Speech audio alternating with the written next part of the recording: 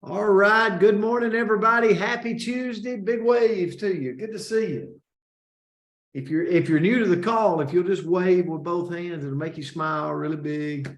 Something about it somehow attached to your face.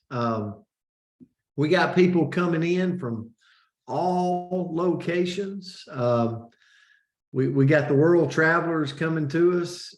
If anybody hadn't met Rick and Jane Briefs, they travel the world in a pretty nice little setup, and they're in Hilton Head, South Carolina this morning. So we got to get Jane and Rick on one morning and tell us all about everything they see as they travel. But good to see everybody. And Jim Romine, we gave you a special tribute yesterday, just so you know. We sang happy birthday because we know this past weekend was your birthday, and with Diane Blue. So now the word for this morning, I better jump into it, is coachable. Coachable. Able to be coached effectively. I got a question for all of us to just think about.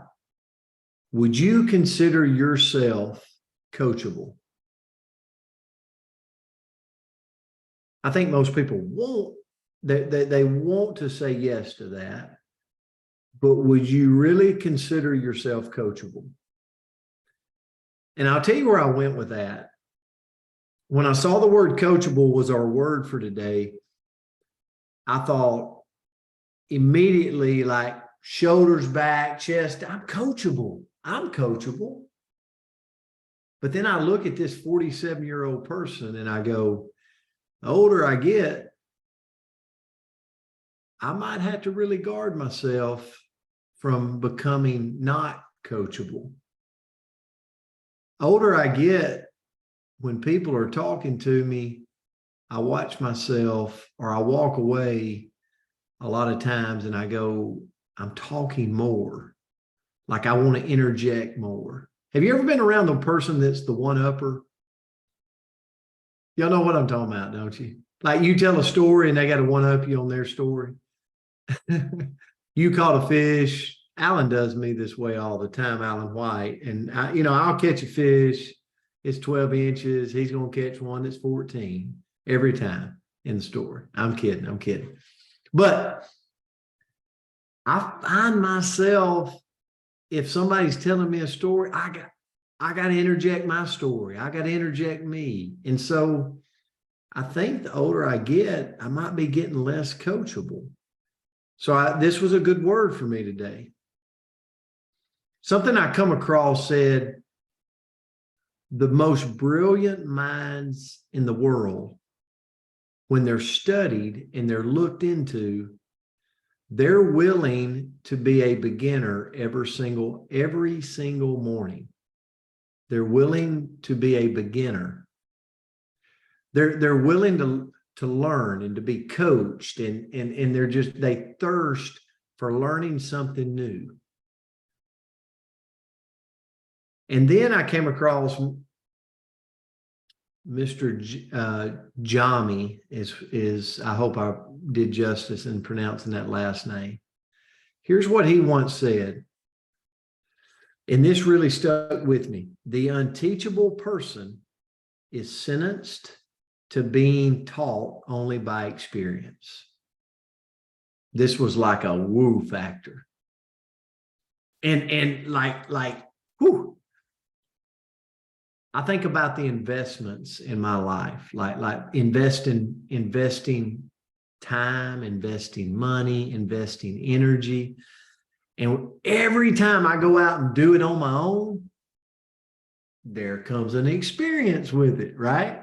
Versus if I would have sought after some guidance and some wisdom and some people that had been there and done it before, I might have saved myself some heartburn.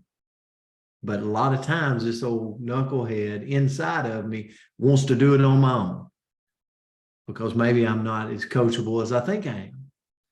And it really brought me, Andrea, and I'll turn it to you. It brought me to Destin, Florida. Like, we've got an event coming up in Destin, Florida, where we're going to have leaders there that have been there. They've done it. They've They've mastered how to build it in this industry. And the question is not if the leaders will be there, it's who will be there and actually be teachable and coachable when the event's going on. And I know not everybody on here is in our company, but it really made me think about that, because the amazing benefits of being coachable, it accelerates the pace of learning. And it's a smoother and pleasant ride when you're willing to be coached. So, Andrea, I'll turn it to you. Well, great lesson there, Coach. And I appreciate that. And the quote that I found was, coachable people seek out those who speak truth to them, even if it's a painful truth, because it protects them and it makes them a better person and leader. And that's Gary Rohrmeyer. But I thought that was so powerful, that in order for us to be coachable, we need to seek out those people that are going to say things that are going to hurt sometimes. So that made me kind of think in the direction of how do we become coachable? Because I think it was Marlene put in the comments, like, I think I'm coachable. I want to be coachable. And she didn't say this, but I can say it for myself. I am stubborn as heck. And I will dig, like I picture that mule that like digs its feet in, and you can't tug, you can't coerce, like you can't teach that mule anything. And I think, you're stubborn? Okay, I can mute you. Oh, I'm sorry. I didn't want to bring that out. I'm just making sure careful. I heard you right. I can mute you, Coach. Thank you. But yeah, it's true. It's true. My coach, my mentor probably knows a little bit. So how can we be more coachable? Well, first of all, focus on having a growth mindset. So what does that mean? We have to learn to value effort and work over the results, because sometimes our results are not going to be there in the beginning. So we have to love the action, not those innate traits. We've got to focus on having some self-pride versus external praise. And that's going to help us have that growth mindset. Constantly setting new goals and monitoring our improvements. So just keeping track of the places that we've improved, that's going to give us that growth mindset. Next, we have to humble ourselves. So, sometimes we have to pull it down a notch to realize that there are places that we really need to learn. And I read this morning and on a completely different subject. And I thought, oh my goodness. And it talked about we have to show up empty. So I might walk into the room and I might think I know everything there. And if I do, so I sit down with my coach, my mentor, or I listen to that book that's coaching me or whatever, right? Whatever it might be, I might think, oh my goodness, I know more than them. But if I show up empty, then I absolutely can learn something. So I'm going to read this really, really quickly, hopefully. But it says, sometimes we are so full. And I think like, I'm so full of my own knowledge. I'm so full of what I think I know that we can't hear some of the more profound lessons and teachings. So to find what works for you or to learn from somebody who can teach you that, we have to empty ourselves of the things that we think we know. We have to create space for that change, for that knowledge, for that coaching in order to allow ourselves to change, to grow, and to learn. So we got to be willing to let go of that ego, to humble ourselves and show up empty. Next, we have to be open to feedback. Oh man, you guys know this. I am a tender little human. And when you come at me with any kind of criticism, I can curl up in a ball and go, as Coach would say, I'm going to take my ball and I'm going to go home, or I'm going to go sit in the corner. But I have to be open to constructive criticism if I'm going to grow. If we can't accept that feedback, well, one, our mentor is probably not going to stick around very long, but we're not going to get any value from it because we're too tender. Next, we have to be willing to ask questions, be willing and excited to learn. And then next, we have to grow our confidence. And it's kind of hard, like I have to be humble, but I have to be confident, because we have to be confident enough to hear the criticism. if we have low self-esteem, if we're insecure and somebody comes at us with any kind of negative feedback, we're going to be so sensitive, we won't be able to take it. We won't be able to learn the lesson. So in order to ask questions, we're going to have to be okay with not feeling super good in all of those moments. So how can we handle more of that?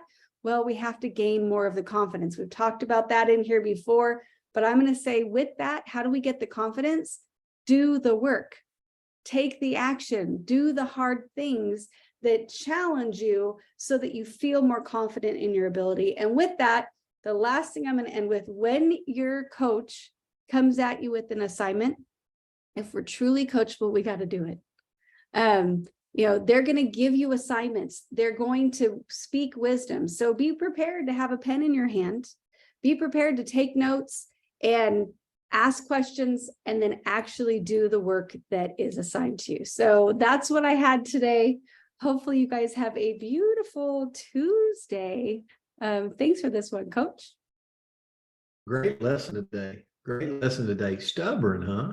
I was like, wow. I can all still right. meet you. All right. Happy Tuesday. I hope you all have an amazing day.